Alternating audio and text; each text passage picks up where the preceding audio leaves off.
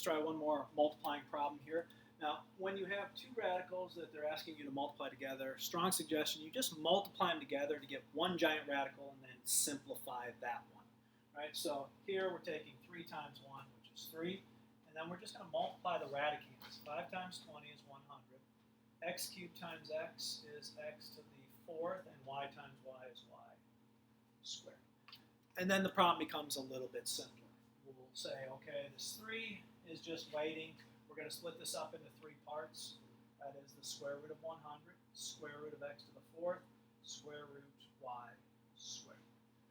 Okay, now there is a little technical issue on this one, but we'll mention it when we get there. We'll write down the 3. Square root of 100 is 10. Square root of x to the 4th is x squared. Now here's the issue. The square root of y squared, we said, since that's an odd power, that needs an absolute value. Well, here's the thing. The original problem, take a look at the y's.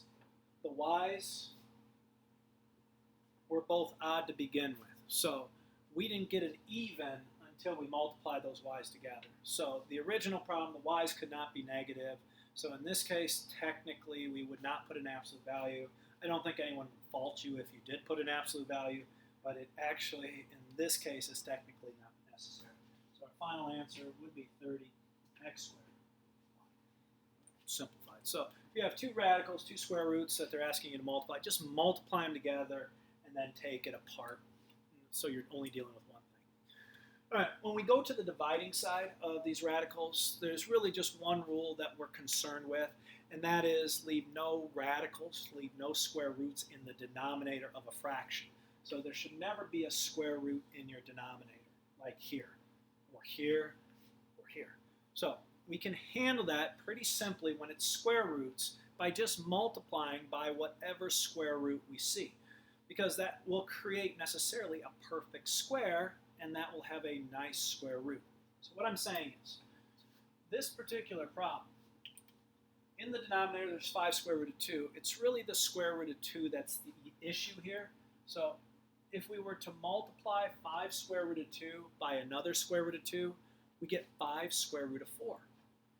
Okay, so, well, 5 square root of 4 is really 5 times 2, which is just 10. In other words, we're going to change our denominator to a 10.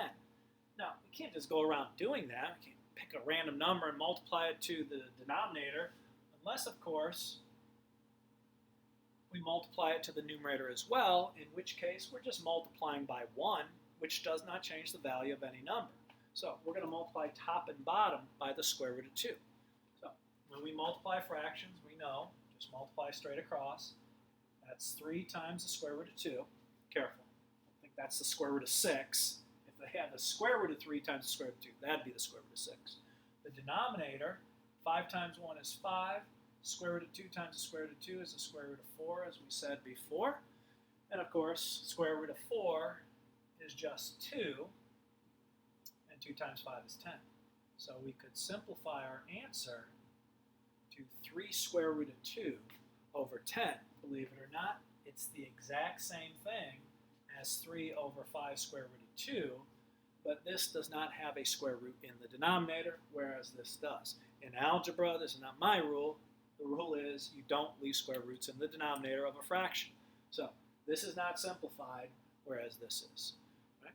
So again, you're just looking for what do I need to multiply in order to create a perfect square, and it's basically just whatever radicand you have in your denominator. So in this particular problem, I'm going to need the square root of 2x, because I have a square root of 2x. I do that top and bottom. Well, multiplying straight across, I get 9 over the square root of 2x. In the denominator, I get the square root of 2x times the square root of 2x, which is the square root of 4x to the second, multiplying those.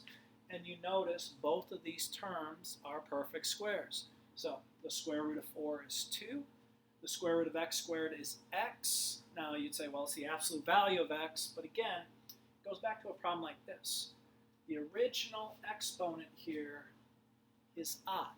So that leaves us, that gets us off the hook for putting any absolute value the rest of the way. So even though the square root of x squared should be the absolute value of x, that wasn't the original problem. We've got to go by the original intent. So what we have is 9 square root 2x over 2x. And don't get any ideas about canceling numbers inside of a square root with numbers outside of a square root. They never, ever cancel. Right? They're totally different numbers. But this is the simplified version of that. All right, one last one. Again, the idea is the only issue in this entire problem is the square root of 3. So I'm going to multiply numerator and denominator by the square root of 3. Not worried about the 2, not worried about the square root of 6. All right, so top and bottom get multiplied by the square root of 3. So in the numerator, I get 5. Now we do multiply the 6 and the 3 because those are both radicands. You get 5 square root of 18 over 2 times the square root of 9. All right. Now, this stage, we could simplify this. The square root of 18 is the square root of 9, square root 2. Now the denominator, we have a square root of 9, which would cancel this square root of 9, but let's not start mixing things up. We'll take it slow. So in the numerator, I have 5 times 3, which is 15, square root of 2. Denominator, I have a 6. And these numbers are on the outside, so if they have common factors other than 1, which they do, they're both divisible by 3, we can cancel those. So 3 goes into 15 5 times, 3 goes into 6 twice. We would say 5 square root of 2 over 2 is our simplified answer here. Right? There were probably faster ways we could have done this. Like, for example, there's a trick here. If you notice it, it would have saved us a ton of time. Since this is under a square root and that's under a square root, we can actually divide those radicands since it's multiplication. 9 goes into 18 twice, and you would have got this answer directly. Right? But that's getting a little fancy. I suggest you just, take it slow, do the normal steps until you get more comfortable with this. All right, well, let's hit the last operation so we don't have to do another video here. The last operation is just adding and subtracting. And addition and subtraction is actually pretty simple because when you add or subtract, there's a very strict rule that, well, let's say a strict bar that has to be met. You have to meet this certain requirement. And if this requirement is not met, you don't add or subtract. And it's similar to that of variables. So let's call this adding, subtracting square roots.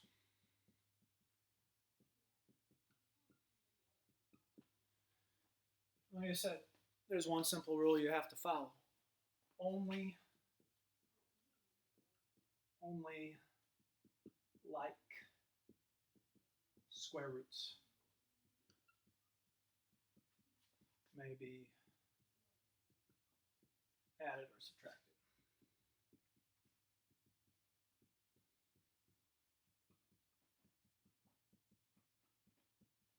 Okay, now what does it mean to be like square roots? Well, it means they have the exact same radicand.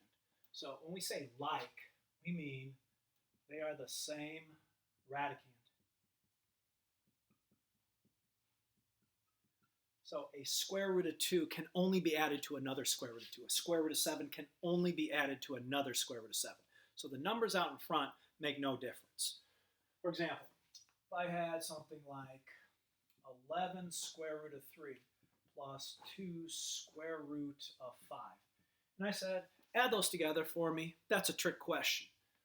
Adding these together is that answer. There's nothing you can do with these. And the problem is these have different radicands. And when the radicands are different, you don't add them together. Multiplication doesn't care, division doesn't care, but addition and subtraction cares a great deal. So saying, hey, I need you to add those, trick question, they don't add.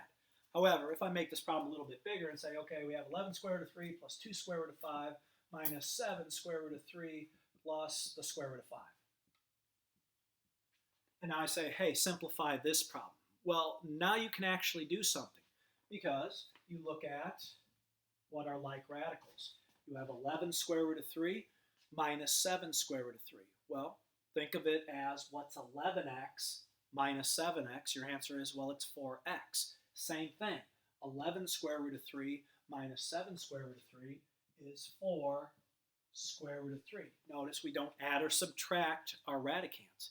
they have to be like in order to be combined, and really the only thing that you're combining here are the numbers out in front. So 11 minus 7, well, that's 4. I have 4 square roots of 3, if you want to think of it that way. Likewise, 2 square root of 5 plus, think of it as 1 square root of 5. That's a grand total of 3 square roots of 5. Very simple to add or subtract. Now, the only slight trick to this is many times when they ask you to add or subtract, they'll present you with a problem like this. Let's steal this one. We got 7 square root 24 minus 5 square root of 8 minus 11 square root 54 plus the square root of 18. You'd look at this problem and say, well, you know, they're messing with me again. They're not like radicands. You got a 24 and 8, a 54 and an 18. Well, the idea is, wait, you need to simplify these. None of these are simplified. Simplify them and then see if you have some like radicals. So let's quickly go through this one. 24, the largest perfect square is 4 times 6. Square root of 8, largest perfect square is 4 times 2. 54 is 9 times 6, and 18 is 9 times 2. Clean these up. Square root of 4 is 2 times 7. So 7 square root of 24, simplified is 14 square root of 6, minus, call that 10 square root of 2. That's 3 times 11. And that's 3 times 2, or 3 times the square root of 2, sorry. So this problem up here is the exact same as this problem down here, but this one's simplified. And now you can see, well, the maths are off. We can see which ones are like. You got a square root of 6 and a square root of 6. So 14 square root of 6 minus 33 square root of 6, I would say is negative 19 square root of 6. Negative 10 square root of 2 plus 3 square root of 2. Negative 10 plus 3 is negative 7. And the like radical was square root of 2. And that's your final answer. So make sure you simplify your radicals first before you say, well, they're not like.